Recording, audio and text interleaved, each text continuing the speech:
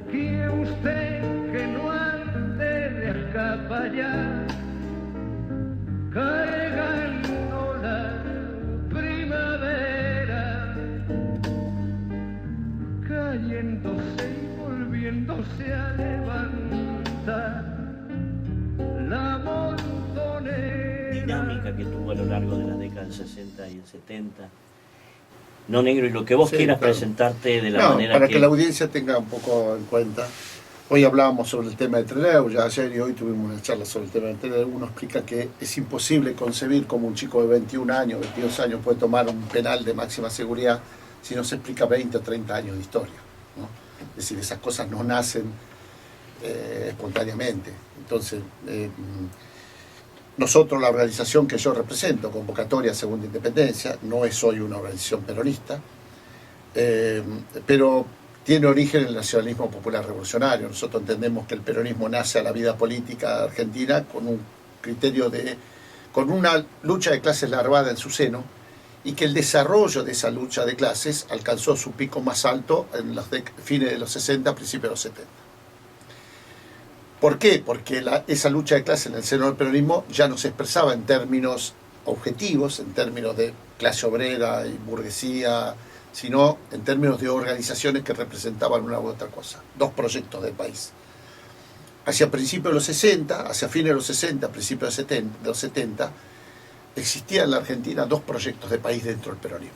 Es decir, un proyecto que venía a consolidar el capitalismo, cualquiera de sus variantes, y un proyecto que venía a intentar instaurar en la Argentina una sociedad distinta, una sociedad sin clases, una patria socialista. El segundo, el primero, es conocido porque tiene que ver con la anterior y actual burocracia política y sindical del peronismo. El segundo tuvo que ver con 20 o 30 años de historia, que nace ya con el peronismo en el poder, donde mi generación o no había nacido o era muy chiquita. Yo nazco cuando Evita muere, ¿sí? Para que tengan una idea, o sea que todo ese proceso más rico en la historia del peronismo, que la resistencia peronista, casi uno lo vive con su niñez o con las generaciones de nuestros padres y abuelos.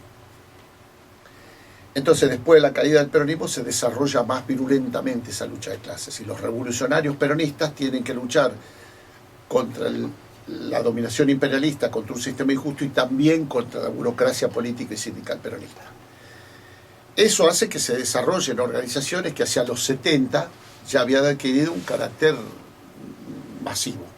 Montoneros no solo era una organización armada, sino que además era una organización política con un alto nivel de desarrollo. De qué ocurriera en esa lucha de clases dentro del peronismo iba a derivar para qué el peronismo iba a servir. Si iba a ser un peronismo que iba a consolidar el capitalismo en cualquiera de sus variantes, sea quien fuera el que, o si iba a ser un vehículo para construir otro tipo de sociedad. Nosotros lo que creemos es que el enemigo vio eso. Cuando digo el enemigo no digo Videla o Macera, digo los enemigos estratégicos, el Departamento de Estado, la CIA, es decir, los tanques de ideas del imperialismo. Vieron esa lucha de clases en la Argentina, vieron que esa lucha de clases se desarrollaba en el peronismo, observaron con cuidado y analizaron que esa lucha de clases no se daba en términos objetivos, sino en términos de organizaciones con gran poder que disputaban ese poder, incluso a propio Perón. Y entonces dieron una respuesta estratégica, con sus fuerzas armadas, con sus fuerzas de seguridad, y lo que vinieron es a arrancar de cuajo una conciencia que se había gestado durante 30 años.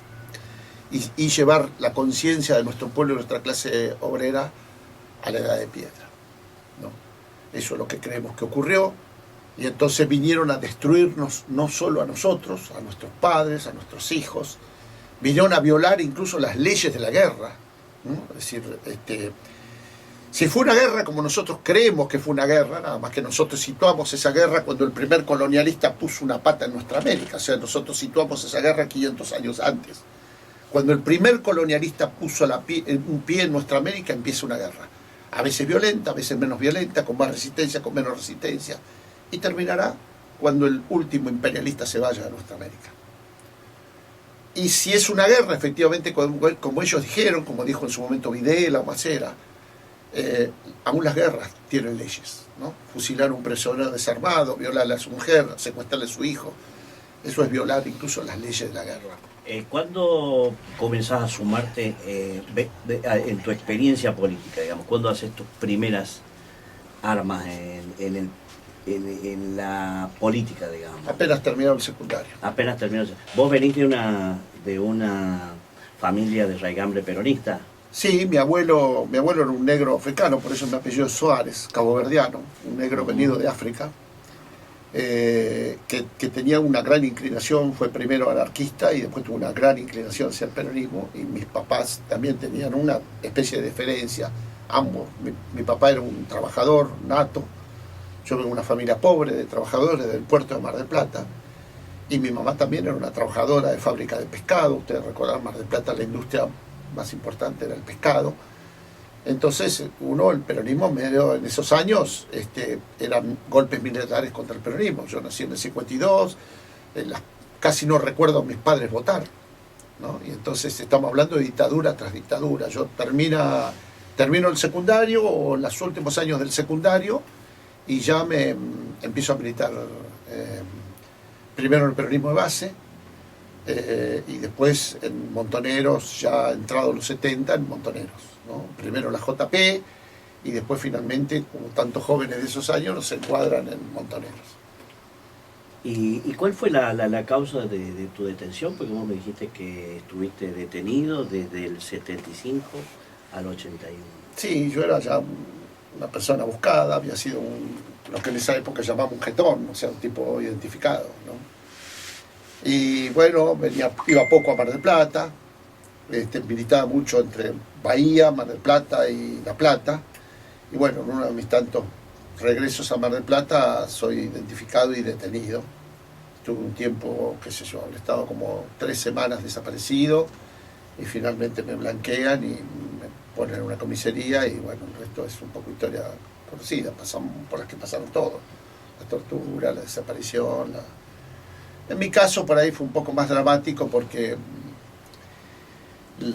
nuestra organización determina una operación militar para sacarme de la comisaría donde yo estaba alojado.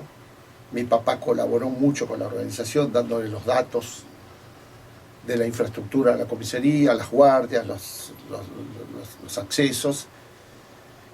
Esa operación falla por algunas cuestiones imprevistas, mueren 1 o 2 policías, muere el jefe de la regional, un alto comandante, Arturo Levinger, el Chacho, y a los 2 días fusila a mi papá en represalia de eso, ¿no? Historia que para ese momento por ahí no era tan masificada, pero que un año después era comida de todos los días, ¿no?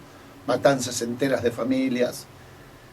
Hoy lo estábamos viendo cuando vimos la película de Trelew, ¿no? Algunos de los familiares de los muertos, de los sobrevivientes de Trelew, les exterminaron toda la familia, tipo Ostergel, tipo así, en muchos casos.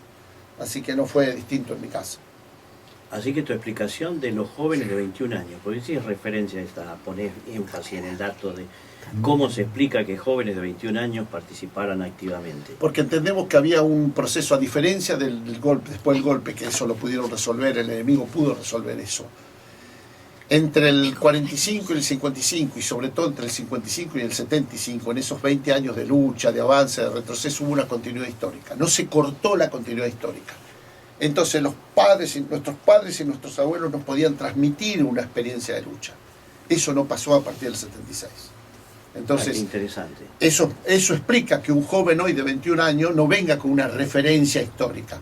Un joven de 21 años en el 73, en el 74, en el 70, venía con una referencia, con una continuidad histórica de la resistencia peronista, del propio peronismo, de los anarquistas, ¿no? De la lucha de la Semana Trágica, de la Patagonia del Rebelde. Es decir, nunca se cortó se cortó en el 76, porque los estrategas de esa guerra, esos estrategas dijeron: nosotros acá no solamente tenemos que matar 30.000 tipos, eso sería, además tenemos que cortar toda continuidad histórica, tenemos que llevar la conciencia a la edad de piedra, tenemos que garantizar que un joven dentro de 20 años, un joven de 20 años, no tenga referencia política, y entonces pueda estar mirando cualquier otra cosa, menos la posibilidad de luchar por el poder, tomar el poder y construir una sociedad distinta. Entonces eso es lo que explica que un joven de 20 o 21 años, 22 años, como veíamos las edades de los compañeros de Trelew, pudieran tener la capacidad técnica, pero sobre todo la ideología, la convicción para tomar un penal y escaparse.